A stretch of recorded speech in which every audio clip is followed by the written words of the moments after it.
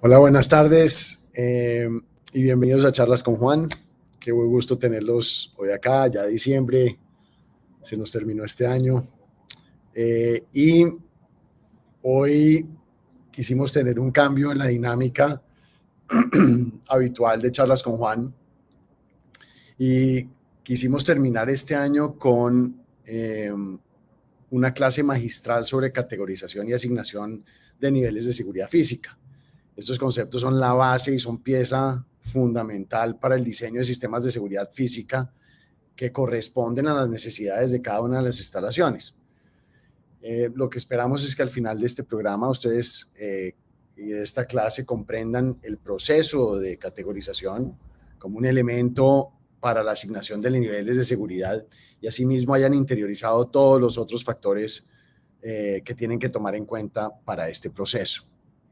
Nuestro profesor invitado para el día de hoy, ustedes lo conocen muy bien, es el doctor Jorge Vallejo, muy conocido por ustedes, un colaborador habitual de nuestra plataforma Isótopo. Y además de todas las actividades que les hemos contado que ha realizado Jorge en su vida, debo adicionar a eso pues su desempeño como docente universitario. Los invitamos pues a participar activamente en esta charla, en esta clase, y nos quedamos pendientes y esperando sus inquietudes.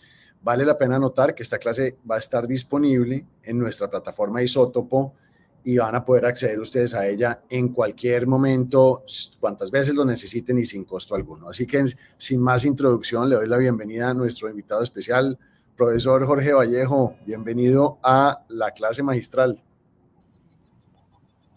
Buenas tardes, Juan, y buenas tardes pues a toda esta gran comunidad Isótopo que ha crecido de una manera sorprendente y que ofrece una plataforma muy interesante en los temas de seguridad física y algunos conexos con esos de seguridad física. Pues Entonces, para mí es un placer estar aquí de nuevo. gracias. Como viste, profesor, estoy con un background aquí diferente en honor a la Sí. clase magistral, ¿no? Para darle un espacio y claridad al tema. eh, este formato, para que nuestra audiencia lo sepa, va a ser un poco diferente. Yo no voy a estar en pantalla, el profesor Jorge va a estar en la pantalla todo el tiempo. Los que quieran enviar sus preguntas lo pueden enviar por los métodos habituales que nos envían sus preguntas y podremos hacerlas al final de la charla. Así que adelante, profesor. Bueno, Estamos Juan, muchas gracias pendientes. y pues estamos listos para empezar esta presentación de hoy. Gracias. Entonces, bueno, nuestra presentación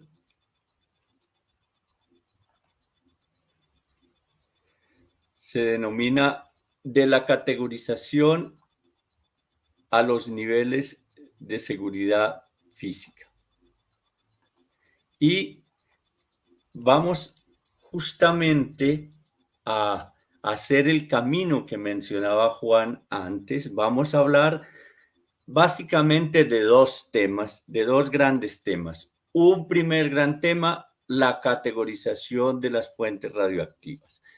Allí vamos a tratar de ver qué es la categorización, cómo se construye este sistema, cuáles son las bases metodológicas para eso y luego cómo se categoriza. Mostraremos algunos ejemplos prácticos con algunos videos sobre esto para pasar a el siguiente gran tema, que es la asignación del nivel de seguridad física.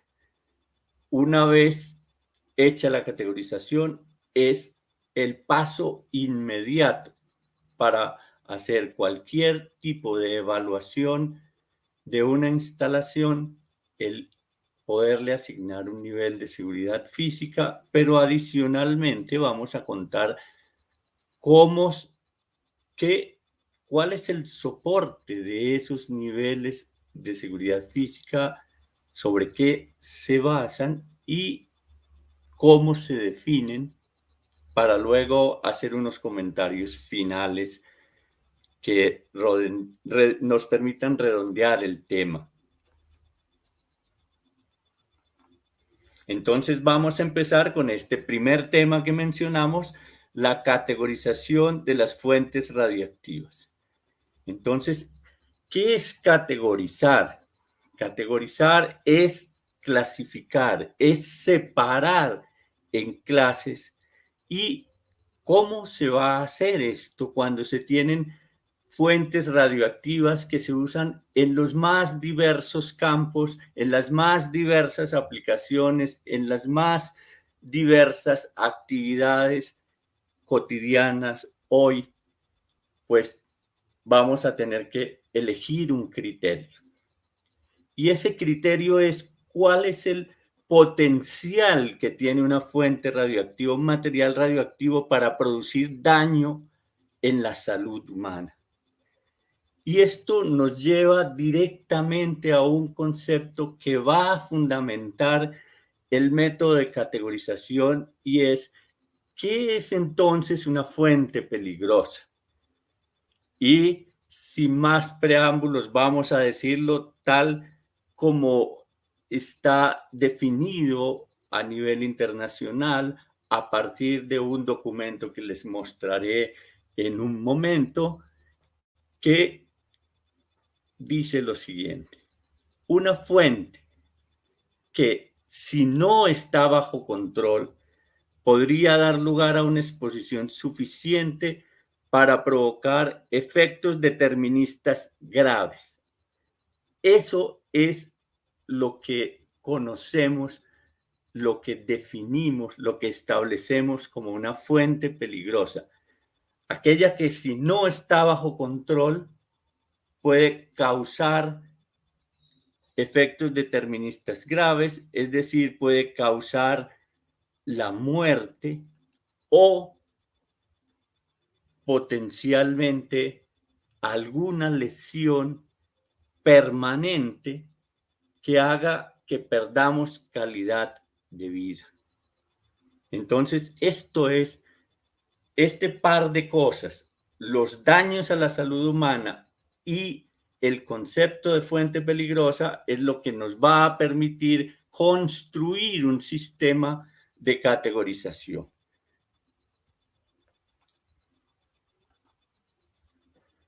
Para recordar, es muy importante, ya que hablamos de daños a la salud humana, entonces aquí tenemos un documento que se ocupa de ver cuál es el efecto que tiene las radiaciones cuando se producen eventos como ataques radiológicos.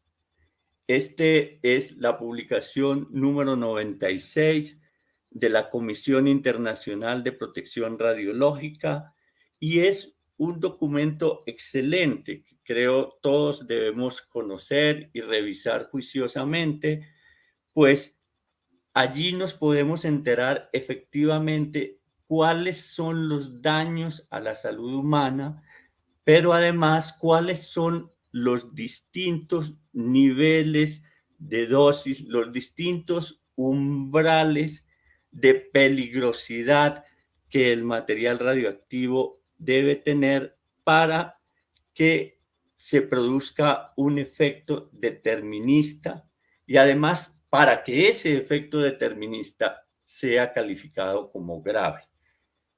Entonces, aquí hay un cuadro justamente tomado de esa publicación, está en la página 46 del número 96 que dijimos, y allí ustedes ven, hay una columna donde está la dosis esperada, es decir, la cantidad de energía transmitida por unidad de materia a una persona en la interacción de la radiación con el cuerpo humano y los efectos que se pueden observar y cuáles son los resultados posteriormente de esa dosis aplicada de manera general sobre el cuerpo humano.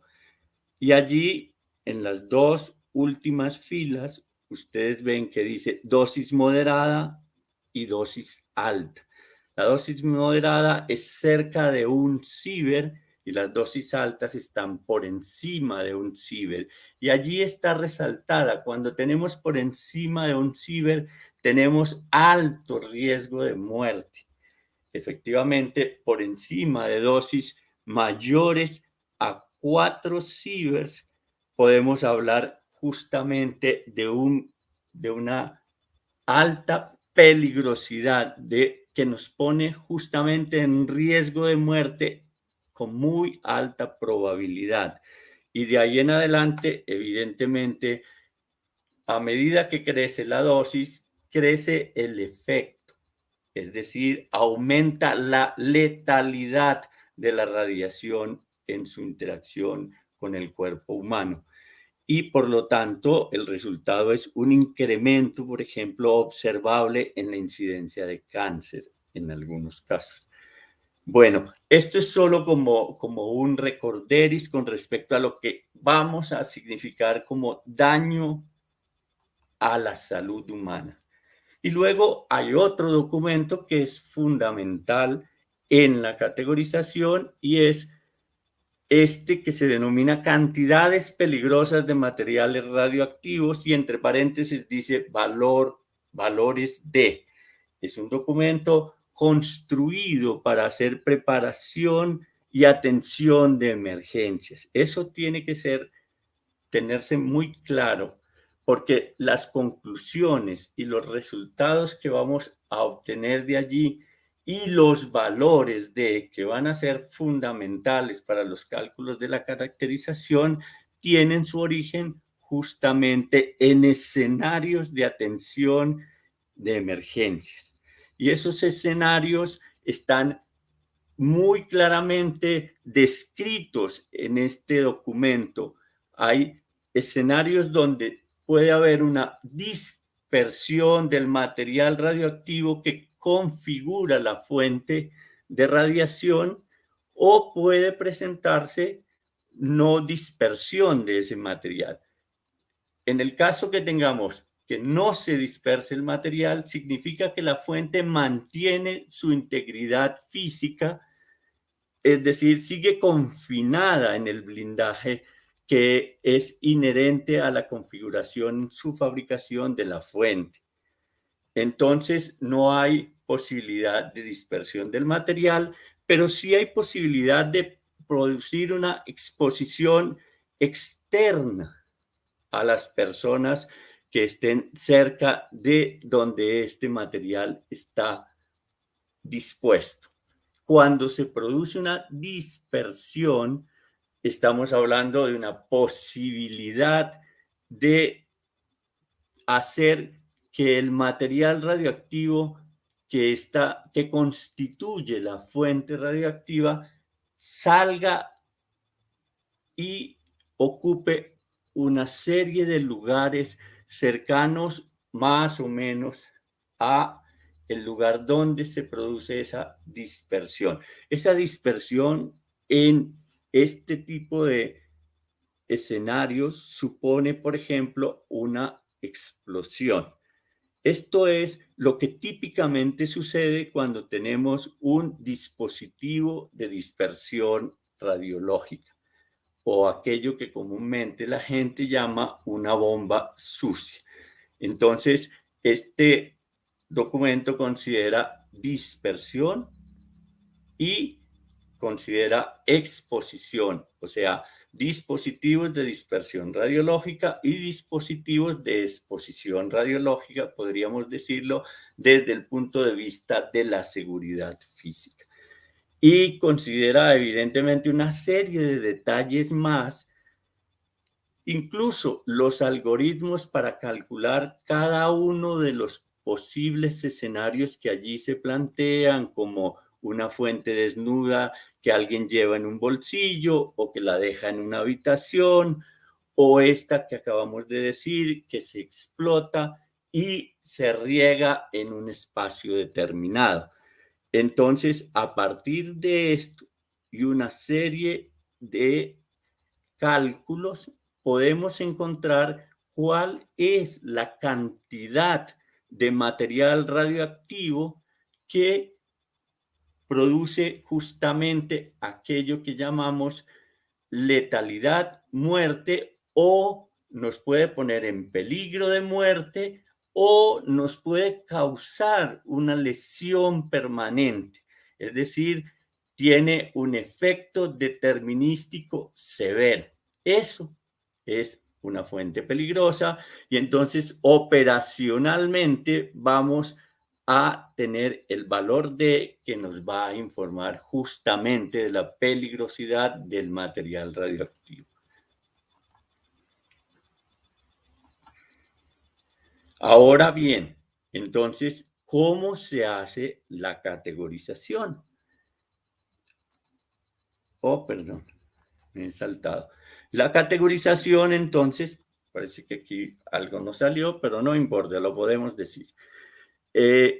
Se hace simplemente tomando el cociente entre la actividad de una fuente y el valor de, es decir, la cantidad de material radioactivo que hace que esa fuente se convierta en una fuente peligrosa o en una fuente que puede ocasionar la muerte o lesionarnos permanentemente.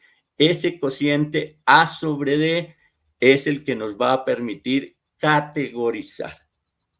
Es, como ven, un método muy sencillo, completamente lógico y nos va a dar como resultado este sistema de categorías. Nos va a dar 5 categorías, 5 clasificaciones de acuerdo al riesgo. Entonces dijimos que se iba a clasificar teniendo en cuenta el riesgo para la salud humana. Por lo tanto, si hablamos de algo extremadamente peligroso, estamos hablando de algo que básicamente nos enfrentamos con la muerte. Esto el profesor Dan Benninson lo llamaba fuentes que matan. Estas fuentes que matan, entonces las llamamos extremadamente peligrosas y allí encontramos que para ellas se satisface que el cociente A sobre D siempre es mayor o igual que 1000. Para fuentes de un riesgo un poco menor, las llamamos categoría 2, muy peligrosas, y entonces el intervalo para el cociente A sobre D será entre aquellos valores de A sobre D mayores o iguales que 10, pero menores que 1000. Y luego la categoría 3, que es la categoría denominada peligrosa, tiene un cociente que va entre 1 y 10. Para la categoría 4, el intervalo está entre 1/10 y 1 y es poco probable de ser peligrosas. Y la categoría 5 cubre todas aquellas fuentes que son menos probables de ser peligrosas, es decir, que están entre 1/100 y el nivel de exención, el nivel después del cual no es susceptible la fuente de tener control reglamentario, no es necesario. Entonces, bueno, una vez construido este sistema de categorización, lo que tenemos es una serie de referencias donde se detalla esto que acabamos de hablar y se hace un catálogo de fuentes y actividades en las cuales esas fuentes son utilizadas y adicionalmente se les categoriza. Entonces, este es como diríamos la Biblia en español para hacer categorización, que curiosamente pues nos quedamos más con la palabra proveniente del inglés de categorization y no usamos el que teníamos allí como clasificación de las fuentes. Entonces, llamamos categorización de las fuentes y este es el documento base de categorización, se llama la Guía de Seguridad RSG 1 9 del Organismo Internacional de Energía Atómica, y recoge esto que les he mencionado, pero adicionalmente nos presenta esto. Nos presenta una serie de categorías aplicables a las fuentes y nos dice cuál es el tipo de fuente. Entonces, fuentes, por ejemplo, usadas en radiografía industrial, cuáles radionúclidos son los que están contenidos en esa fuente. Por ejemplo, allí figuran cobalto, iridio 192, selenio 75 y terbio 169, y nos menciona en las 3 columnas siguientes cuáles son los valores de actividad máximos, mínimos, y nos los da en 2 unidades, una unidad práctica que es el curio o curie, y la unidad del sistema internacional, los terabecquerelios. Luego está una columna que nos ilustra cuál es el valor de, o sea, el valor, aquella cantidad que hace que la fuente sea peligrosa para cada uno de los radionúcleos en consideración. Luego hay el cociente A sobre D, cuál es el valor de ese cociente, y a partir de ese valor puedo perfectamente, usando la tabla del sistema que ya mencionamos atrás, decir a qué categoría corresponde, de qué categoría estoy hablando.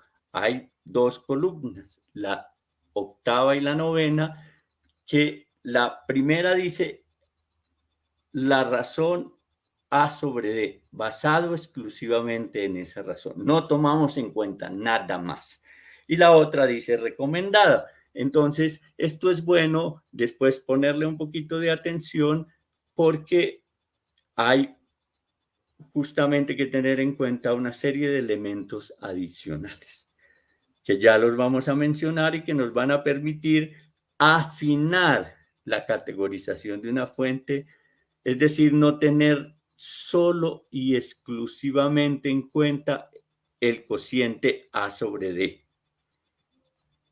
Bueno, esta es la manera como viene este catálogo. Incluso aparecen allí fuentes no selladas médicas. Y aparecen muchas cosas más, pero subrayé estas fuentes no selladas médicas por una razón, porque el método ha sido pensado y fue concebido, como dijimos, traído desde la atención de emergencias, de la preparación para la atención de emergencias, de fuentes selladas. Entonces, esto es claro que podemos extenderlo a fuentes no selladas. Evidentemente, habrá que matizar esa extensión, habrá que pensar cómo hacemos esa extensión, qué debemos tener en cuenta para que esa extensión de la aplicación del método de categorización sea utilizable en las fuentes no selladas. Bueno, aquí están justamente una serie de los factores que tenemos que tener en cuenta para eso.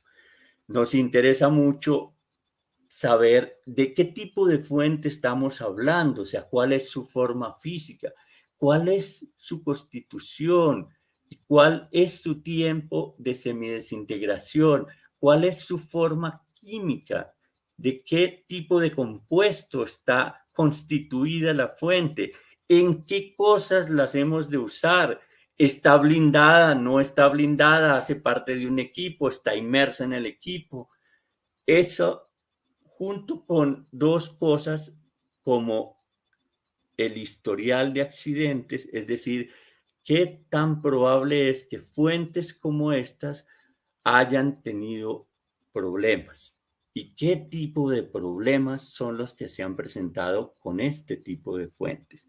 Y la segunda cosa es qué tan fácil de transportar son, porque esto nos va a indicar algo que luego vamos a volver a reiterar, y es, bueno, podemos llevárnoslas fácilmente de la instalación donde ellas están contenidas, donde ellas están siendo usadas, donde ellas hacen parte de un inventario y vamos a ver que eso también tiene sus implicaciones.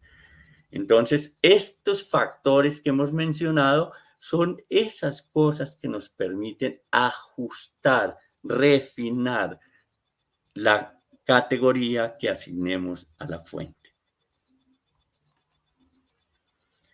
Así, vamos a tener entonces estos tres pasos lógicos.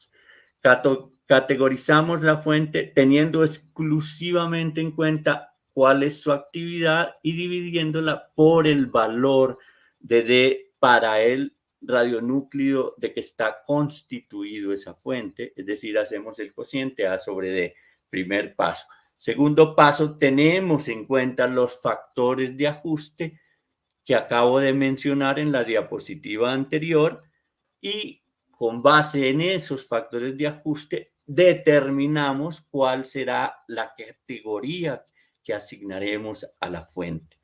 Esto es muy importante tanto para el operador como para la autoridad reguladora, porque la autoridad reguladora puede justamente hacer reclasificaciones y pedirle a el operador que considere que la categoría de su fuente puede ser o más alta o más baja, dependiendo de los factores de ajuste de los que hemos hablado. Y eso tiene muchas implicaciones, incluso podemos mencionar una que nos interesa mucho en todos estos temas y es implicaciones en el diseño de un sistema de seguridad. Es distinto diseñar un sistema de seguridad para una fuente de categoría 1 para una fuente de categoría 3. Si nuestra categoría originalmente era 2 y nos pide la autoridad reguladora que tomemos como categoría sugerida, asignada, la 1, eso va a tener unas implicaciones grandes que se traducirán en muchas cosas, en medidas de seguridad, en inversiones, en otros elementos a considerar. Y si nos pide que realmente pensemos que puede ser categoría 3, eso también tendrá sus implicaciones en todos estos puntos que he mencionado y hará que el operador tome unas decisiones en ese sentido. Entonces, esta es la manera como operamos con el sistema de categorización. Y operamos significa que esto es útil tanto para la autoridad reguladora como para los operadores, para las personas que hacen las distintas actividades en que están involucradas las fuentes radioactivas. Como mencioné en una diapositiva anterior, allí dentro de ese catálogo de posibles prácticas, de posibles actividades a realizar, estaba incluido fuentes no selladas médicas. Vamos a hablar en general de fuentes no selladas y también de fuentes de periodo de semidesintegración muy corto.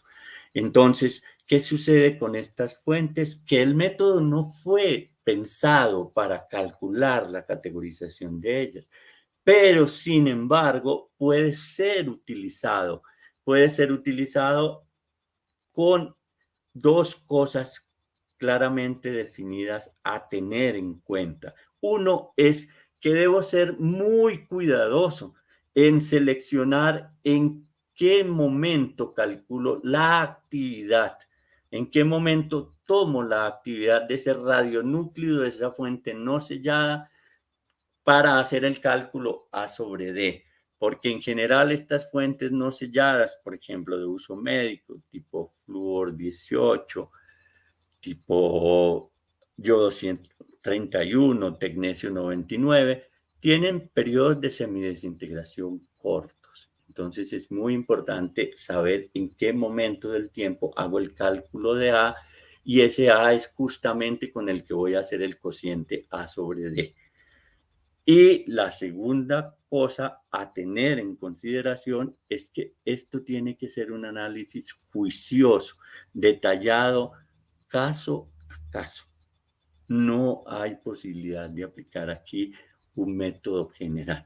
Debemos tomar uno por uno los casos que estemos analizando, y eso será la manera como categorizamos fuentes no selladas y de periodo de semidesintegración corto. Bueno, pasan cosas como esta. Generalmente no se tienen solo fuentes individuales, sino que es posible tener un conjunto o un grupo de fuentes. Y cuando se tiene un grupo de fuentes, es posible que ese grupo de fuentes tenga cosas como que sean fuentes de un mismo radionúcleo. Es decir, por ejemplo, fuentes solo de cobalto 60 o fuentes solo de iridio 192 o solo de cesio 137. Y entonces allí, ¿cómo haremos esa categorización? Simplemente agregando. Agregando significa sumando, sumando que la actividad individual de cada fuente y dividiéndolo por el valor de para el radionúcleo en consideración. Bueno, esto luego lo vamos a ilustrar con un ejemplo y espero que quede mucho más claro. Y la segunda consideración que se puede tener cuando hay muchas fuentes o un grupo de fuentes en un mismo lugar es que las fuentes pertenezcan a diferentes radionúcleos. Si tenemos diferentes radionucleidos, entonces lo que hacemos es justo utilizar esta formulita que tenemos allí, sumamos, tal como hicimos en el caso anterior, el grupo de fuentes perteneciente a cada radionúcleo y después sumamos todos los radionúcleos teniendo en cuenta el valor de D y sus actividades para cada grupo. Entonces, esto lo vamos a ilustrar a continuación en una serie de ejemplos y espero que con eso, pues, podamos hacer estos cálculos y estas operaciones sencillas. Entonces, a continuación, vamos a presentar el ejemplo 1. A continuación, vamos a presentar dos ejemplos de cómo se hace la categorización de las fuentes selladas. El primero considera una fuente de cobalto 60 utilizada en teleterapia cuya actividad es 560 terabecquerelios. La categoría está dada entonces por el cociente A sobre D, que es igual a 5,6 por 10 a la 2 terabecquerelios, dividido el valor de D para el cobalto 60, que es 3 por 10 a la menos 2 terabecquerelios. Esto nos da un número que es igual a 5,6 dividido 3 por 10 a la 4. Es decir, aproximadamente igual a 1,9 por 10 a la 4. Esto es aproximadamente igual a 19.000.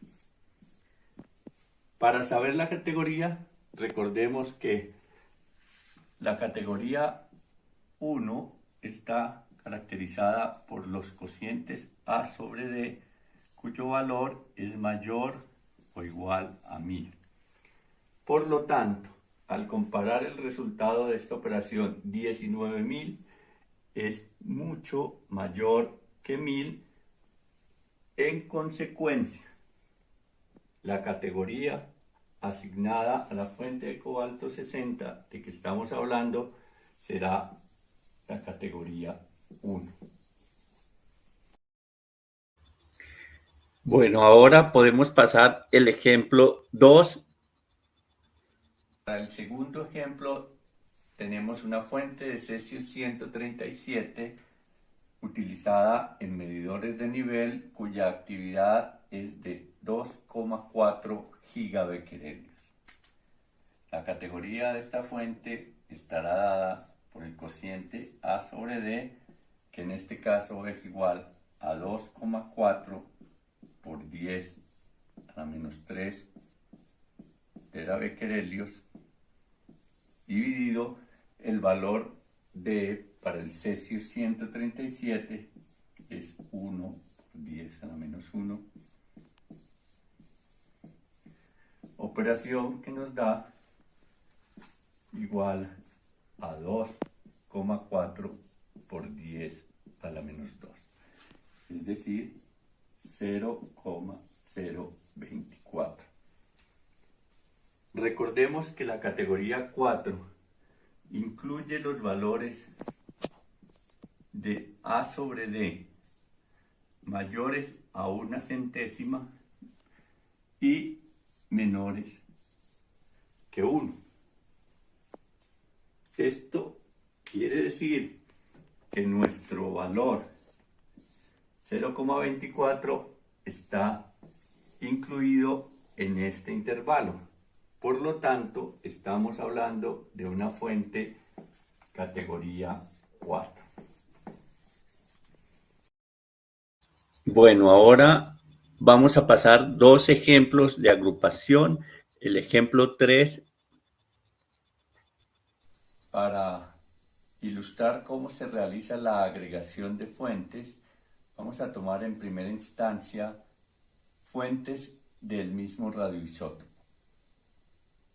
En este caso se trata de una instalación de radiografía industrial que tiene 12 fuentes de iridio 192, cuyas actividades son las siguientes: 3 fuentes de 7,4 terabequerelios, 2 fuentes de 3,7 terabequerelios, una fuente de 1,8 terabequerelios y 6 fuentes de 1,9 por 10 a la menos 1 terabequerelio. Así tenemos que la categoría de este grupo de fuentes está dada por el cociente A sobre D, y en este caso A será la sumatoria de todas las actividades individuales de las fuentes contenidas en la instalación dividido por el valor de D para el iridio 192. Esto quiere decir que A sobre D será igual a 3 multiplicado por 7,4 más 2 multiplicado por 3,7 más 1,8 más 6 multiplicado por 1,9 por 10 a la menos 1. Todo esto expresado en unidades de terabequerelios dividido por el valor de D para el iridio 192, que es 8 por 10 a la menos 2. Esta operación nos da 32,54 dividido 8 por 10 a la 2, lo que es aproximadamente igual a 400. Recordemos que la categoría 2 está dada para los cocientes A sobre D mayores a 10, mayores o iguales a 10 y menores que 1000.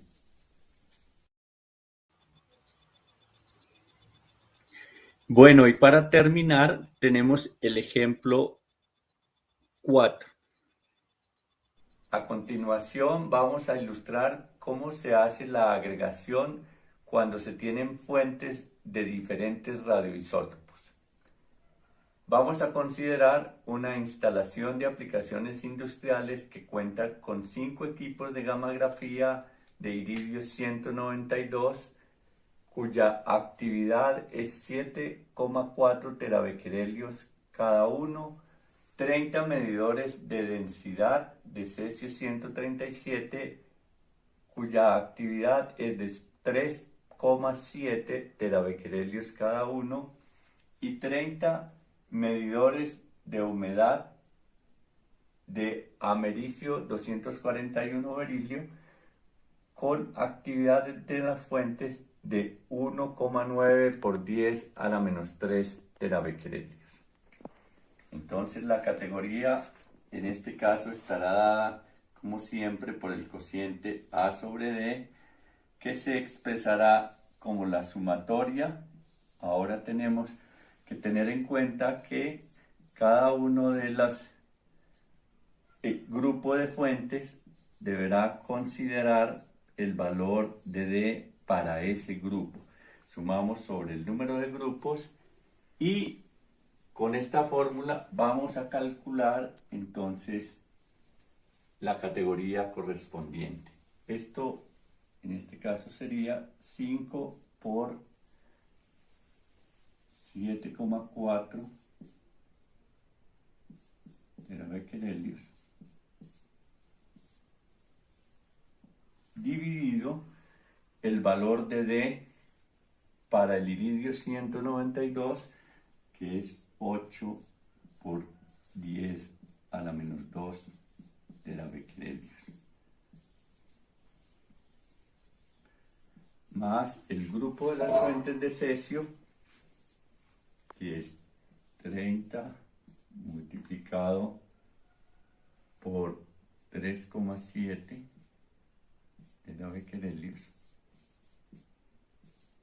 dividido el valor de D para el cesio, que es 3 por 10 a la menos 2 terabequerelios. Y por último, el grupo de las fuentes de americio, 30 multiplicado por 1,9 por 10 a la menos 3 terabequerelios.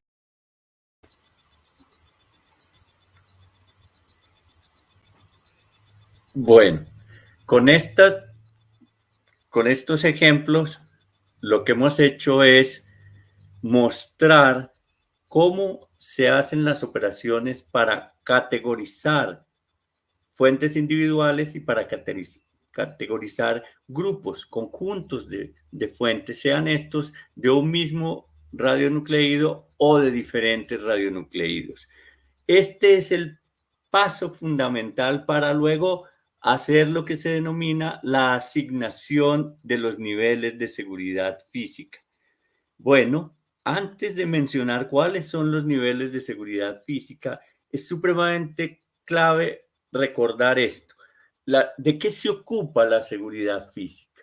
La seguridad física se ocupa de prevenir y detectar y finalmente responder, en el caso de que esto sea necesario, a actos delictivos o intencionales no autorizados, tales como robo, sabotaje, acceso no autorizado, transferencia ilegal y bueno, otra serie de actos dolosos tipo chantaje y demás que guardan relación con los materiales nucleares, que a ellos no me voy a referir en esta charla, otros materiales radioactivos, que es de lo que vamos a siempre hablar en esta charla, o instalaciones y actividades conexas con estos materiales o que se cometan en perjuicio de ellos. Eso es justamente de lo que se ocupa la seguridad física.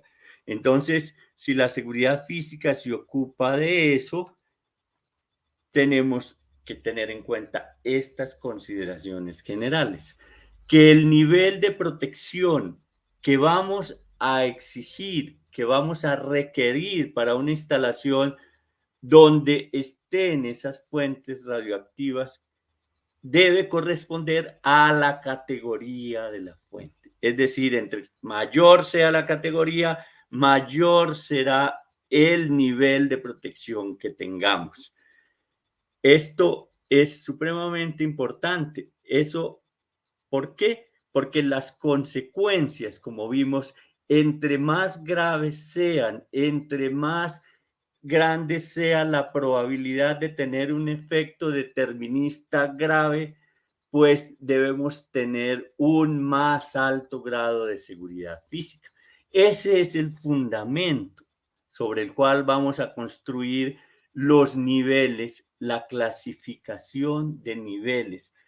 ¿Cuántos niveles vamos a necesitar? Y aquí al extremo derecho están justamente las referencias que nos permiten utilizar estos detalles.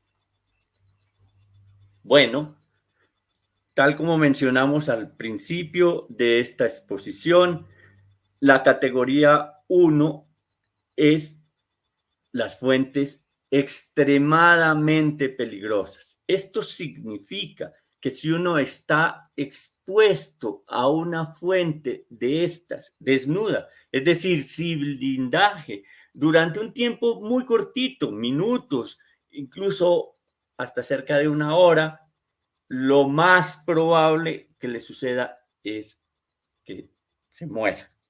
Entonces, justamente estábamos hablando de categoría 1, extremadamente peligrosas, entonces los tiempos de exposición a los que estamos, a que podemos estar sometidos en presencia de una fuente de esta categoría es muy corto y el daño es muy grande.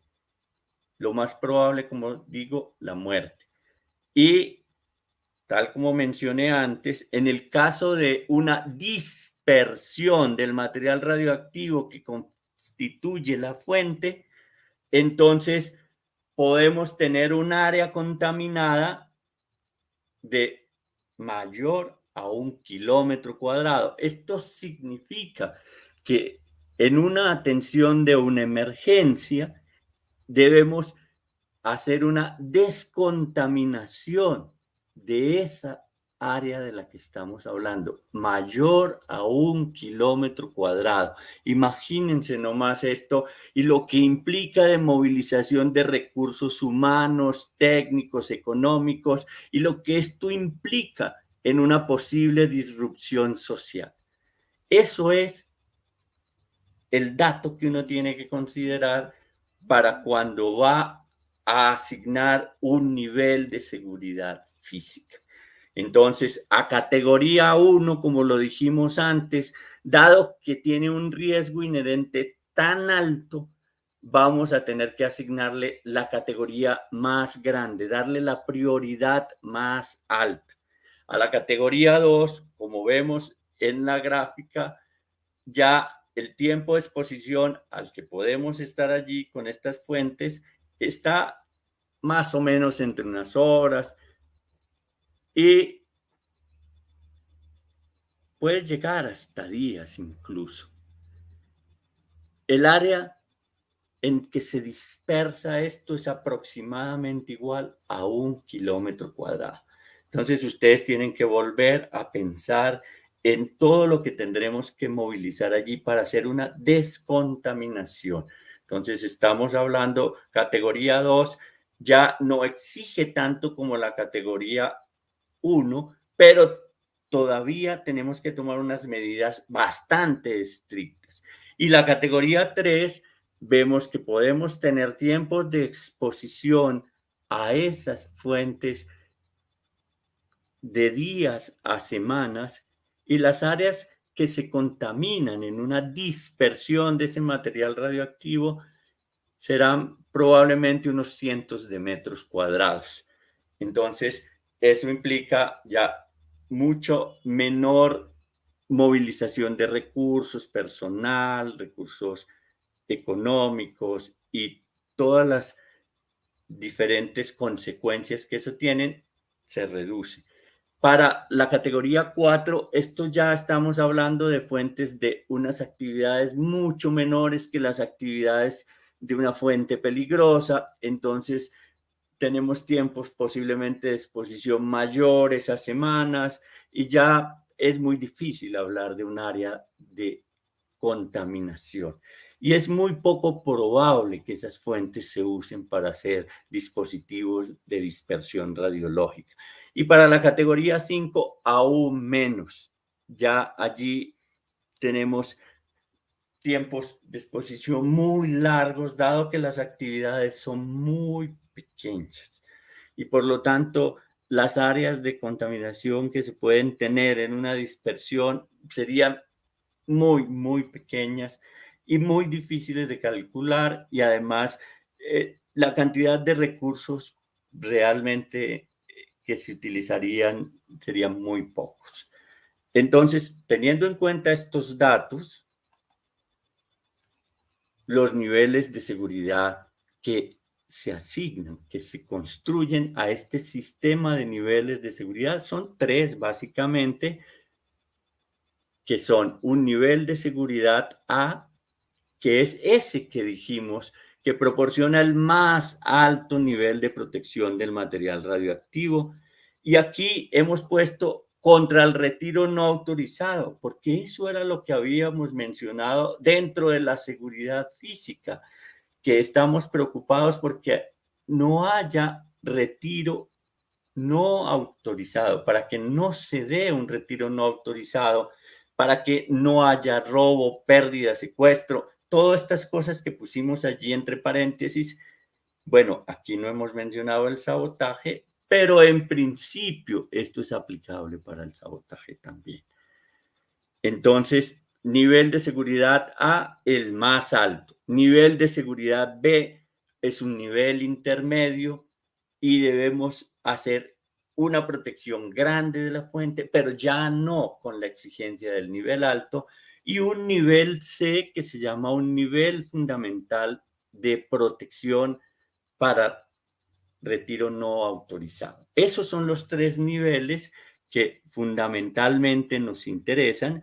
Y como ustedes ven, aquí estamos en un cuadro resumen donde están en el lado izquierdo las categorías, en el lado derecho los niveles de seguridad física y en el medio, allí como en un sándwich, están las prácticas, es decir, las actividades que se realizan con ese tipo de fuentes radioactivas que pertenezcan a estas categorías o los equipos donde están esas fuentes inmersos, incluidos, hacen parte de ese equipo. Y allí en la categoría 1 ustedes ven que aparecen las fuentes de teleterapia, aparecen los bisturís gamas, y por lo tanto a nivel más alto de riesgo, fuente extremadamente peligrosa, nivel de seguridad más alto, A. A, categoría 2, nivel B. Categoría 3, nivel C. Esto es una correspondencia absolutamente sencilla. Esa es nuestra manera de clasificar los niveles de seguridad. Y bueno, ¿y qué hacemos con las fuentes categoría 4 y 5? Pues ya vimos, las fuentes categoría 4 y 5 en estos casos realmente no las vamos a dejar a la buena de Dios. No, vamos a aplicarle lo que se denomina medidas prudentes de seguridad. Es decir, vamos a aplicar aquellas medidas que están descritas en las normas básicas de seguridad. Eso es el sistema completo de clasificación de los niveles de seguridad. Entonces, es la manera como se procede a asignarlos. Hay algunos elementos, como en el caso de la categorización, que siempre es importante tener en cuenta porque nos va a permitir tener una mirada más exacta, más puntual, más matizada sobre cosas como ¿y qué pasa si estas fuentes están en lugares donde la amenaza, la vulnerabilidad es muy alta, donde las instalaciones pueden ser objeto de algún robo, de algún tipo de atentado? De eso justamente nos va a decir, bueno, habrá que pensar si le cambiamos o no la categoría a esta fuente. Hay otro elemento clave en la seguridad física y es qué tan atractivo es el material radioactivo para cometer estos actos dolosos, estos actos malintencionados. Pues, bueno, eso depende de variables como estas que hay listadas allí en la diapositiva. ¿Cuál es la forma física de ese material? ¿Cuál es su forma química? ¿Qué tipo de emisión radioactiva es la que caracteriza a ese radionúcleo o a esos radionúcleos que constituyen la fuente radioactiva? Se trata de emisión alfa, beta, gamma. porque acuérdense, si tenemos una dispersión donde el material constitutivo son emisores alfa, la contaminación puede ser mucho más grande. Los periodos de semidesintegración, si son muy cortos, pues realmente no son muy atractivos para un acto doloso, no son muy atractivos para hacer un DDR o un dispositivo de exposición. Y si son muy largos, tampoco. Si son materiales como los descendientes de las cadenas del uranio o del torio, pues tampoco son muy atractivos porque además la cantidad de material que se necesitaría sería muy grande. ¿Qué tan fácil de manipular es el material? ¿Qué tan fácil de manipular es el equipo donde está inmerso ese material? Eso hace atractivo. Si es muy fácil de manipularlo, entonces ese es el tipo de material en el que yo, como una persona que esté interesada en cometer algún acto delictivo, algún acto doloso, me fijaré más. Si hay muchas fuentes en un lugar, o qué tan valiosa puede ser esa fuente que está allí en ese equipo o en ese hospital o en esa instalación radioactiva. Bueno, finalmente, hecho esto, hechos esos ajustes, entonces podemos justamente a manera de conclusión decir, la categorización de las fuentes radioactivas es el paso fundamental para construir cualquier sistema, diseñar cualquier sistema de seguridad, porque una vez caracterizadas las fuentes radioactivas, podemos perfectamente encontrar cuál es el nivel de seguridad física aplicable a esa categoría de fuente, a ese grupo de fuentes que pertenecen a esa categoría, y podemos ajustarlo con base en los elementos que mencionamos en la diapositiva anterior, obteniendo justamente el nivel de seguridad física que realmente debemos atender. ¿Y eso para qué nos sirve? Nos sirve para diseñar el sistema de seguridad física y para contemplar cuáles medidas serán las más adecuadas para proteger este material y para garantizar a los individuos y al público en general, a los individuos que trabajan con él, al público en general, a la sociedad, que esto no les van a causar daños determinísticos graves, que no los van a poner en riesgo de muerte, que no les van a ocasionar lesiones permanentes. Entonces, con esto adicionalmente también podemos encontrar cuáles serán las medidas de protección radiológica, aquellas que mencionamos al final para las categorías 4 y 5, que son las medidas prudentes de seguridad física, que son aquellas medidas que siempre deben estar presentes para todos los niveles. Entonces, esta categorización y esta asignación de niveles son claves, no solo en el diseño de un sistema de seguridad física, en su implementación, en la definición de las medidas y las metas para eso, sino en la protección radiológica de las personas que trabajan en esas instalaciones y que hacen actividades con esas fuentes.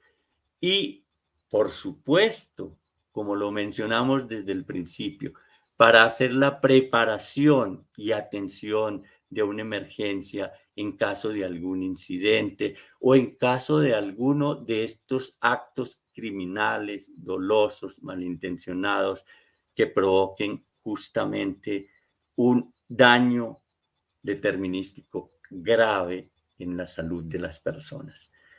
Bueno, finalmente solo quiero poner aquí una diapositiva que nos muestra un poco cuáles han sido algunos de los documentos que nos sirven de base para eh, esta charla y que creo que pueden consultar sin ningún problema.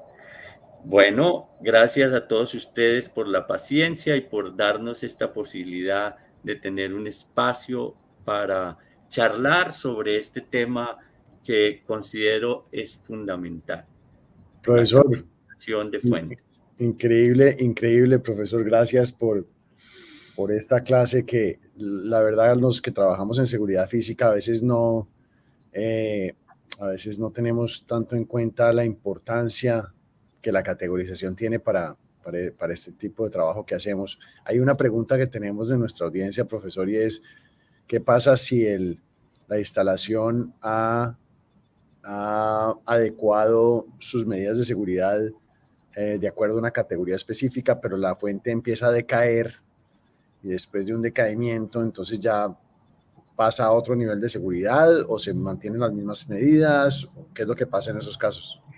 Bueno, esa es una pregunta que me parece muy, muy pertinente, porque así como mencionamos antes que debíamos tener cuidado cuando teníamos fuentes no selladas al aplicar este método o fuentes de periodos de semidesintegración muy cortos, Sí, pues resulta que la actividad de cualquier fuente es un asunto que va decayendo exponencialmente en el tiempo. Eso quiere decir que la actividad que yo calcule para una fuente no va a ser eterna. O sea, claro. ese valor no es eterno. Ese valor también es dinámico en el tiempo y es posible que, por ejemplo, pasados unos años, incluso en algunas fuentes, pasados unos meses, la categoría que inicialmente se calculó ya no corresponda a la que se tiene un año después o 5 años después o 10 años después. Claro, evidentemente en radionúcleos con periodos de semidesintegración muy largos, cosas como cesio 137 que tienen aproximadamente unos 30 años, pues eso significaría que pues más o menos a unos 30 años la actividad se ha reducido a la mitad Ujú. y probablemente no cambie su valor, no cambie su valor de categoría, pero si sucede esto, que al hacer el cociente A sobre D 30 años después o 15 años después, encontramos que la categoría justamente ya no corresponde a la que originalmente fue asignada a la fuente, pues debemos recategorizarla. Eso significa que posiblemente debamos reducir, como dijimos antes, aquella protección de la que mencionábamos debe ser objeto y Claro. entonces de pronto vamos a tener medidas de seguridad física un poco más de más bajo nivel.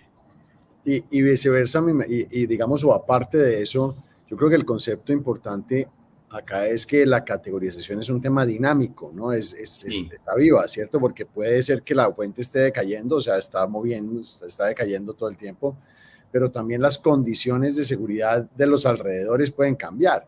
Entonces, las condiciones de seguridad pública de un sitio puede cambiar de un momento a otro y eso también puede impactar estos cálculos, ¿no? totalmente cierto. O sea, por eso los ajustes, los factores de ajuste que mencionamos tienen en cuenta cosas como estas, las vulnerabilidades, Claro. la amenaza a la que puede estar sometido, los lugares en que puede estar ubicado el equipo, si el equipo es portátil o móvil o este tipo de cosas, hacen que el atractivo para un acto doloso, un acto malintencionado, sea mayor. Entonces, si es mayor, es posible que la recategorización justamente no sea hacia abajo, sino hacia arriba. Es decir, debemos dotar al sitio, a la instalación donde estén estas fuentes de un nivel de seguridad más alto que el que solo da el valor de categorización. Mira que en los ejemplos que pusimos teníamos al final uno que está justamente muy cerca del límite de las categorías 2 y 1. Y entonces, ¿qué sucede cuando uno tiene valores que están muy cerca de los límites que definen una categoría? Por ejemplo, 925 es mucho más cercano de 1000 y mucho más lejano de 10. Entonces, esta es una fuente que deberemos pensar justamente si lo que requiere son, o ese conjunto de fuentes, lo que requiere son medidas de seguridad de más alto nivel, de mayor, que garanticen mayor protección. Y entonces, si garantizan mayor protección, eso significa recategorizarla. Y si la recategorizamos, es posible que el nivel, si era categoría 2, tendrá ahora categoría 1 y entonces pasará de nivel de seguridad B a nivel de seguridad A. Y Correcto. por lo tanto, las medidas que estén contempladas en el sistema de seguridad física, pues serán distintas, serán más exigentes. De acuerdo. Tenemos otra pregunta de Walter Cruz. Nos pregunta, ¿existe otros factores a los que se han mencionado para categorizar las fuentes? Otros factores para categorizar las fuentes. Bueno, hemos mencionado que los factores fundamentales, el factor fundamental que tenemos en cuenta es esto, su grado de peligrosidad, el riesgo que esto, y entonces justamente a partir de eso hacemos como la primera aproximación. El cociente A sobre D es la primera aproximación para el valor de categoría asignado a una fuente. Luego debemos tener en cuenta esos otros factores que mencionamos a lo largo de la charla, esos otros factores que justamente nos permitían hacer como la evaluación de qué tan atractiva es, si tiene un periodo de semidesintegración muy corto o muy largo, si está con muchas más fuentes, porque si está en un lugar donde hay más fuentes, es mucho más probable que la sustracción de una fuente no se note. En un gran inventario, en un inventario grande, es más factible echar de menos una fuente, es muy difícil. Si Claro. hay 100, 200 fuentes, entonces es mucho más probable que en un gran inventario se pueda presentar una retirada no autorizada de una fuente que en un inventario pequeño. En un inventario pequeño es mucho más fácil mantener el control. Y esa es la palabra clave para hacer los ajustes, porque es que estamos hablando de la pérdida de control. Justamente Sí. si perdemos el control, y los factores que pesan son aquellos factores que pueden conducir a la pérdida de control. Entonces, seguramente hay muchos. Los valores económicos, inclusive, Claro. que parece que no fuesen los más importantes, en algún momento puede pesar, porque puede llevarme a secuestrar una fuente, a robarla incluso. Y entonces Bueno, ese valor económico puede serlo. El todos los hecho de que factores que, todos los factores que de sí, alguna manera puedan afectar el nivel de peligrosidad, no solamente la actividad de la fuente, sino todo lo no, que la rodea. ¿No? ese es como decíamos, la primera, en una aproximación, esta es la primera aproximación y luego voy haciendo un refinamiento que voy sumando cada uno de las contribuciones de estos otros factores y el peso que cada uno de esos factores puede tener. Entonces habrá algunos factores que pueden tener mucho peso. Por ejemplo, la movilidad, la facilidad de manipular un equipo, una fuente. Entonces esos pueden pesar mucho más a veces que otras cosas. De acuerdo. Bueno, profesor, gracias por esta clase magistral. La verdad, hemos aprendido mucho y espero que a nuestra audiencia le haya ayudado mucho estos ejemplos y esta presentación. Esta presentación y esta clase estará disponible en Isótopo permanentemente para todos nuestros miembros registrados de manera gratuita para que la puedan ver una y otra vez. y nuestros miembros también pueden enviarnos todas las preguntas que tengan sobre esta charla y nosotros se las transmitiremos al profesor Vallejo para responderlas. Gracias, Jorge. Gracias Bueno, por mi esta querido charla. profesor Juan, un gusto como siempre acompañar a esta comunidad que cada día es mayor en esta plataforma de Isótopo. Gracias. Y espero pues que esta presentación contribuya un poco a aclarar algunos de los puntos que son necesarios tener en cuenta a la hora de hacer seguridad física, seguridad radiológica, protección en caso de emergencias, preparación de emergencias, todo esto, ¿no? Estoy seguro que sí. Gracias, Jorge. Bueno, Juan, muchas gracias, un abrazo a todos y felices fiestas. Lo mismo. Bueno, gracias a todos por atender esta charla de esta clase magistral de fin de año. Aprovecho para desearles unas muy felices fiestas, un feliz año y para anunciarles que el próximo año va a estar lleno de contenido enfocado a que sigamos aprendiendo sobre todos los temas de la seguridad física, los materiales radioactivos y a que escuchemos y sigamos escuchando las experiencias de la gente que está enfrente de estas labores día a día y que son los líderes en nuestro sector. Gracias por acompañarnos este año. Ha sido un año maravilloso para Isótopo y espero que podamos continuar viéndonos el próximo año. Gracias y hasta luego.